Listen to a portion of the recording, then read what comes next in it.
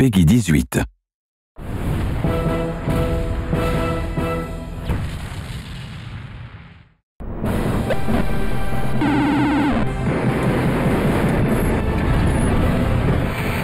are turning into monsters!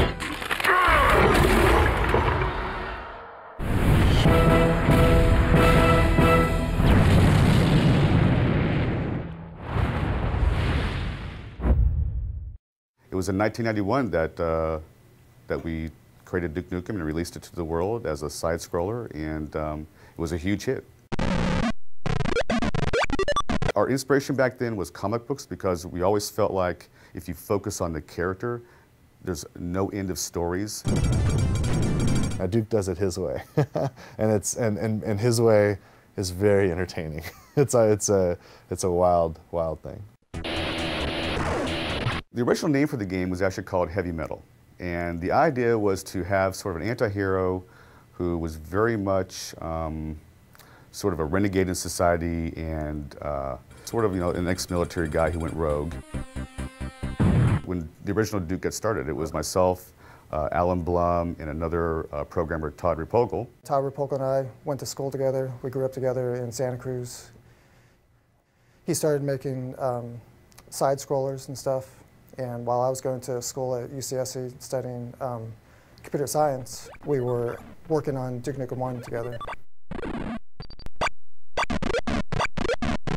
There's a guy I'd like to, anytime I have an opportunity, I like to call him out. His name's Alan Blum. And Alan, he created Duke. He and Todd Repogel, back in 1991, 92, created the original 2D side-scrollers of Duke Nukem. And, great fun games. And he's the one guy that from the very first moment of Duke existing all the way through till today has been involved in the Duke projects. It's very childish, so it doesn't take itself seriously, It's, instead of trying to fit a formula or trying to do certain things, it just does stuff you want to do.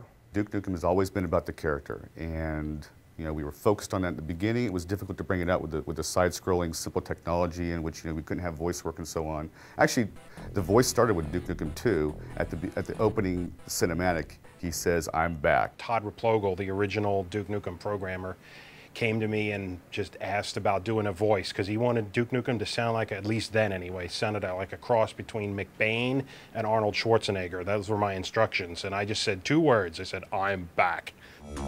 I am back. The original Duke that Todd and I were working on didn't really work well, and when George joined the company, he actually spent several nights kind of redesigning, and back in those days, it's like, it was EGA and very pixelated stuff, but he gave Duke his little smile and gave it the yellow haircut and everything, and kind of really made the character look the way he still looks today. What? Did you think I was gone forever? Too long. We've waited too long, frankly. And I don't know if there's anything that could live up to the idea of 15 years of development, but this is absolutely a worthy successor and a worthy sequel to the game. I think that this is what fans have wanted to come out, and it's finally come out. I can't be more excited.